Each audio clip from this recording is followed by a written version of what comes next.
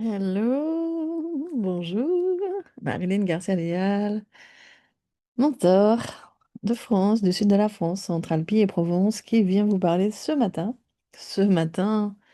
de la veille de Noël. Un gros moment pour chacun, en tout cas un passage toujours, qu'on le veuille ou non, parce que c'est engrammé, disons, dans l'inconscient collectif. Je voulais faire comme un récapitulatif de cette année et ouverture, bien sûr, vers 2026, qui est une année 1, une année d'unité. Et il se trouve que moi, ma présence ici est justement de ramener en unité ce qui semble divisé, en tout cas qui paraît divisé, qui effectivement est divisé quand on le voit dans notre réalité, ce qui n'est pas réuni de façon consciente, de façon sacrée, je dirais, ce qui est désuni. Et bien sûr qu'il y a ça, bien sûr, dans nos lignées, c'est le moment de, de Noël où aussi on voit qu'est-ce qui a été, disons, régulé dans notre espace intérieur comme à l'extérieur. C'est comme un sacré bon curseur, hein. Tu connais peut-être la blague, bien sûr, si tu te crois éveillé, passe une semaine avec ta famille à Noël. C'est un moment où tu vois vraiment de façon réelle, et pas ce que tu te racontes, ce qui est oui ou non à bouger. Pour moi, cette année, ça a été des moments de chaos, je dois dire. Mais est-ce que c'était vraiment du chaos? Hein, ordo ab chaos, c'est-à-dire que on veut quelque chose, forcément. J'ai demandé très fort, très puissamment, et je me suis engagée très fort, très puissamment. Ça va avec, c'est pas juste. Je demande, j'attends. Il y a toujours cet équilibre entre l'yin et le yang, c'est-à-dire la réceptivité, l'intuition, la réceptivité, la vision, la capacité à recevoir, très important. Ça va être vraiment le prochain palier dans mes espaces. C'est tellement important et on peut pas zapper ça. Et ce leadership, que j'appelle leadership sacré, c'est sa souveraineté, mais pas seulement sa souveraineté, la souveraineté en action finalement. Le yang, ça passe par des actions forcément. Et quand tu as, comme moi, un business, c'est tellement initiatique et c'est là que tout se révèle. Est-ce que ton leadership, comment doit s'augmenter? C'est aussi la qualité relationnelle, on va en parler aussi dans cette vidéo, qui n'est plus, désormais plus transactionnelle ou conditionnelle. Il y a cette zone en fait de détachement à dépasser. Ce que je pourrais dire aussi, je me souviens il y a quelques années, dans une expérience initiatique, j'avais été interrogée en fait sur mon intention. Tu sais que moi je marche avec intention toujours. C'est-à-dire que c'est ouvert en même temps à ce que la vie peut proposer, mais il y a une direction, un focus, une intention qui est de plus en plus précise d'ailleurs au fur et à mesure que tu te connais et que tu sais pourquoi tu es là, ça c'est extrêmement intéressant. Donc j'avais donné cette intention qui était me détacher du besoin d'être aimé, très important, et aimer et savoir aimer plus en fait. C'est plus grand. Quand tu as une vision grande et un engagement grand, c'est aimer plus grand en fait. Ça va vraiment avec. C'est-à-dire que d'abord ce détachement qui n'est pas une indifférence. Souvent, je vois des gens qui pensent qu'ils sont détachés, mais en fait, ils sont juste déconnectés. Oh non, ta connexion, la proximité, elle est bien plus intense et réelle, mais il n'y a pas l'attachement, c'est-à-dire tout lié aux blessures, les peurs d'abandon, de trahison, etc. Tout ce qui est toxique aussi dans les relations, qui sont encore dans le triangle de Karpman, domination, persécution, victime, sauveur. Mhm. Et donc ça, tu as pu faire l'espace et du coup c'est libre en fait, ce qu'on appelle une relation libre. Pour moi, l'argent aussi, c'est une relation libre. En relation libre avec l'argent. J'aime bien ça finalement. En relation libre avec l'argent.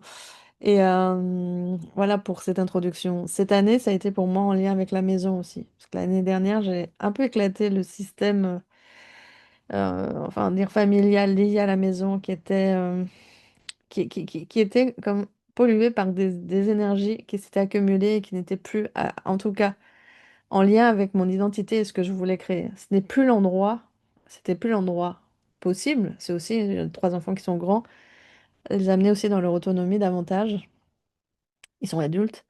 Et ça n'a pas été sans peur, on va dire même, sans émotion. Pour moi, beaucoup aussi en tant que mère. C'est important pour moi, c'est l'entité mère.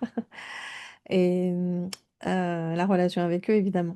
qui sont eux-mêmes artistes, comme moi j'ai été artiste. D'ailleurs, j'ai beaucoup d'artistes qui viennent dans mes espaces. J'ai aussi des choses à célébrer en lien avec ça, notamment euh, une femme qui est compositrice à l'image, qui a fait un mentoring avec moi en fin d'année et qui en un mois a décroché un contrat avec un réalisateur américain. Voilà, c'est vraiment ce genre de choses un peu extravagantes et inattendues qu'on fait dans mes espaces et c'est là mon ambition. Moi, je suis quelqu'un qui amène dans l'impossible et j'adore ça. L'impossible, en fait, est possible. C'est parce qu'on croit que c'est impossible qu'on va le faire déjà. En fait, il n'y a rien d'impossible. C'est déjà cette conscience que mes limites, c'est moi, évidemment, qui les mets. Et donc, mes limites, mes ouvertures, c'est aussi moi qui en suis responsable. Je prends la responsabilité. Donc, il y avait quelque chose lié à la maison. Et j'ai changé 5 fois de lieu en un an, 5 ou 6 fois. Ce qui était assez inconfortable, en vrai, de tenir mon business en même temps. Je l'ai fait, bien sûr. Mais j'avais tellement d'initiation intérieure que ça bougeait tellement vite qu'il m'a fallu un moment, en fait, comme d'atterrissage. Et je savais aussi comment l'environnement extérieur était pour moi fondamental pour ma mission. Et c'est des raisons pour lesquelles j'étais partie. J'avais changé d'endroit parce que, et là, j'ai abouti finalement. Franchement, j'avais l'impression des moments de chaos. Est-ce que je suis vraiment dans la bonne direction? Oui. Là, la preuve tangible, c'est que j'habite au bord d'un lac. C'est merveilleux. J'ai fait une promenade ce matin.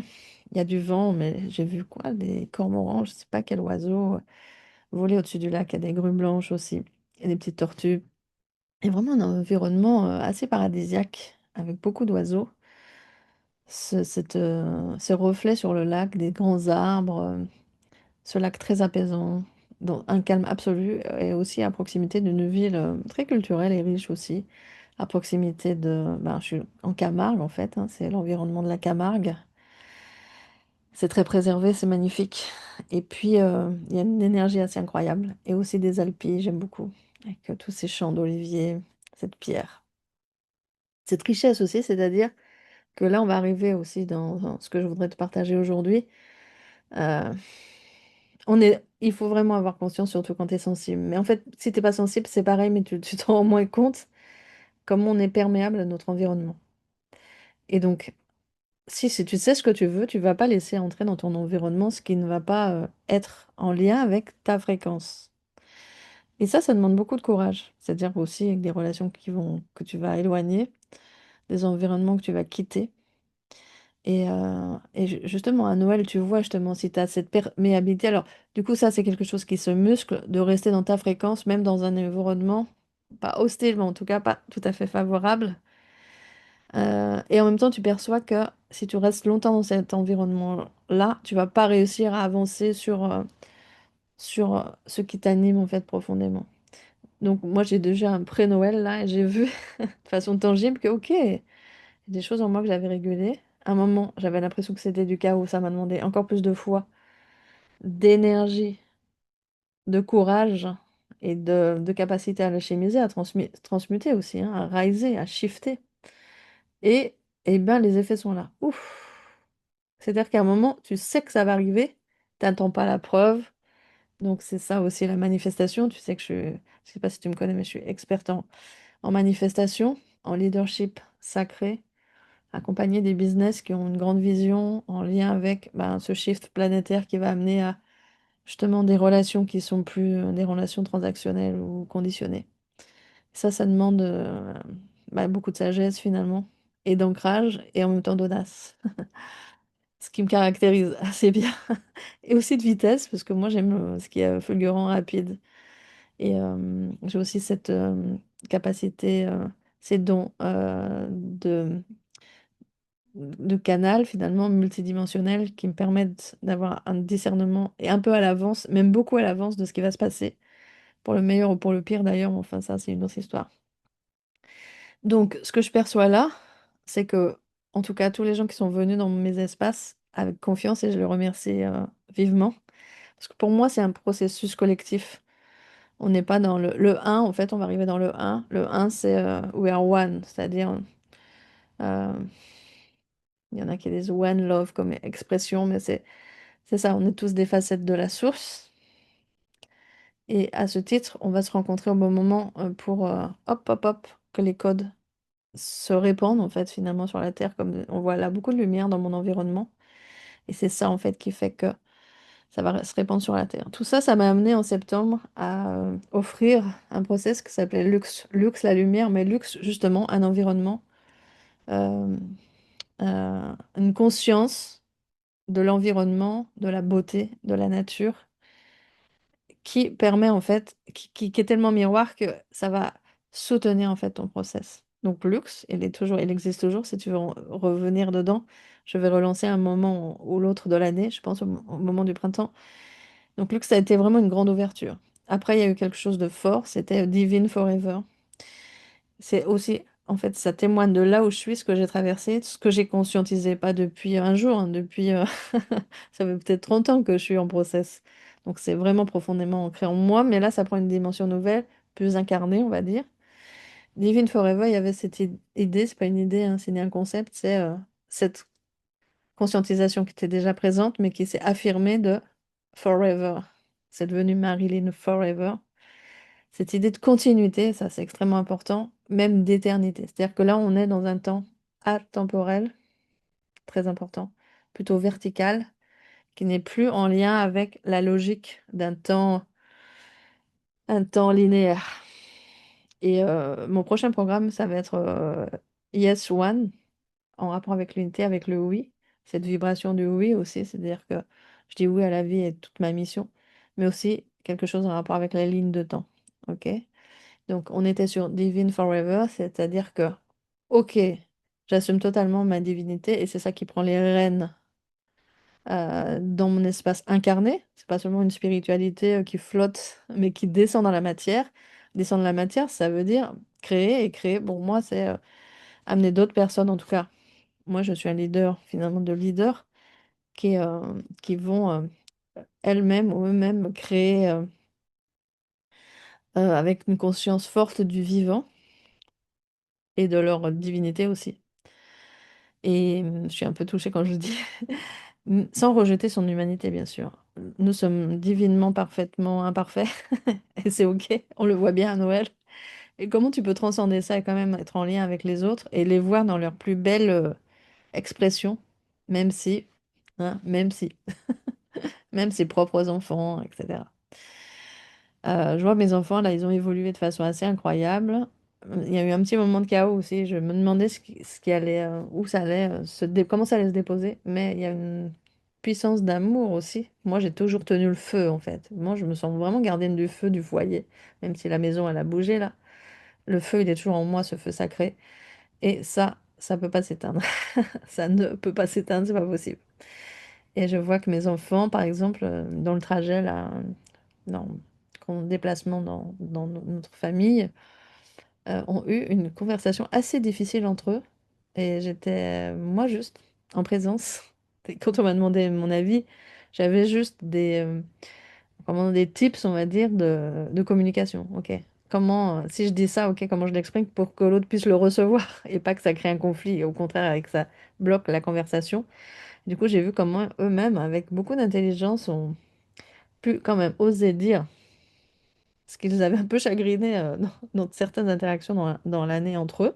Ok. Et en même temps, comment ils s'aimaient très profondément et qu'ils avaient envie que ça évolue d'une certaine façon. Finalement, c'est pour ça qu'on est là, et pour arriver dans ces relations qui sont de plus en plus... ok, je te reconnais dans ton unicité, je suis très bien positionnée, je sais aussi poser mes limites, et je sais garder le lien, quoi qu'il arrive, dans ces liens sacrés. Extrêmement puissant pour moi et fondamental même dans mes espaces professionnels, n'est-ce pas? Je me sens pas le mentor Kleenex, n'est-ce pas? J'ai horreur de ça, quoi, quelqu'un qui vient prendre, etc. J'ai tellement œuvré pour l'union, la communion. Avant, j'ai œuvré aussi dans des espaces qui étaient plus thérapeutiques, chamaniques ou tantriques, qui sont un art de la relation aussi, un art de comprendre l'inconscient. Donc moi, je sais très très bien déjouer, waouh, quels sont les blocages en fait dans un business ou chez une personne ou celle qui dirige ce business, et parce que je perçois exactement les nœuds en fait, si tu veux. Et donc, il y a eu ce moment de Divine Forever, qui est aussi en process en lien avec la relation. Et ensuite, Gold Forever, et puis Million. Alors, Gold, c'est la lumière aussi encore. On est encore dans cet héritage, le mot qui me vient là, de notre ADN en lien avec l'or. Ça peut te parler, ça peut te parler si tu as cette perception, ou si tu n'y avais jamais pensé avant, d'un coup, ça peut réveiller quelque chose en toi. C'est ce que j'espère en tout cas. Et dans Gold, qui est vraiment le tarif d'entrée en plus très accessible là, qui est là encore présent. Et je suis très disponible en cette fin d'année, ça veut dire que j'ai vraiment bien travaillé parce que j'ai plein d'énergie. Pour moi, on n'est pas dans une fin là, on est vraiment dans une transition, un passage. Je me sens extrêmement disponible comme jamais je l'ai été, et ça c'est vraiment précieux. Ouais, quand tu crois que ton énergie va diminuer, mais non, en fait, moi je suis dans une expansion tout, temps, énergie, argent, c'est vraiment très en lien. Et il y a quelque chose de l'expansion, et puis tu vois ça, c'est cette spirale ascensionnelle qui est présente, et en même temps qui descend dans nos cellules, qui est déjà présente en fait, qui est à réveiller. Donc Gold, euh, c'est cette fréquence qui est liée à notre essence. Et comment on revient, c'est en lien avec l'argent évidemment, mais pas seulement. Parce que de toute façon, quand tu parles d'argent, ça va refléter dans toutes tes relations.